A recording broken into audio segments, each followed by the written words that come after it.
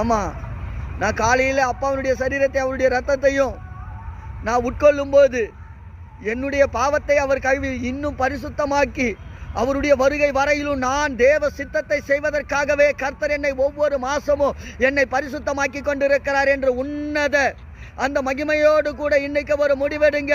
நான் என் தகப்பனுக்காக, என்னை அழைத்தவருக்காக, என்னை அடிக்கப்பட்டு, மகனே உன்னுடைய பாடுகளை நான் சுமந்து தீர்த்து விட்டேன், உன் பாவங்களுக்காக நான் அடிக்கப்பட்டு விட்டேன், இனி பரிசுத்தமாய் வாழ்ந்து உனக்காக அடிக்கப்பட்ட என்னை இந்த தெருவில் இந்த பூமியில இருக்கிற சகல ஜனத்திற்கும் நீ இயேசு என்கிற நாமத்தை பிரஸ்தாபப்படுத்துவாயா என்று சொல்லி இயேசு கேட்கிறார். எத்தனை பேர் சொல்ல போறீங்க? ஆம் தகப்பனே, இனி வரும் நாட்களில் அப்பா உம்முடைய நாமத்தை நான் எல்லாரிடத்திலும் சொல்லும்படி ஒரு அபிஷேகத்தை கர்த்தர் எனக்கு கொடுத்து விட்டீர், அதை நான் பெற்றுக்கொண்டேன் அப்பா. இயேசுவே, உம்முடைய இரத்தத்தினால் இந்த பூமி பரிசுத்தமாக்கப்பட்டிருக்கிறது.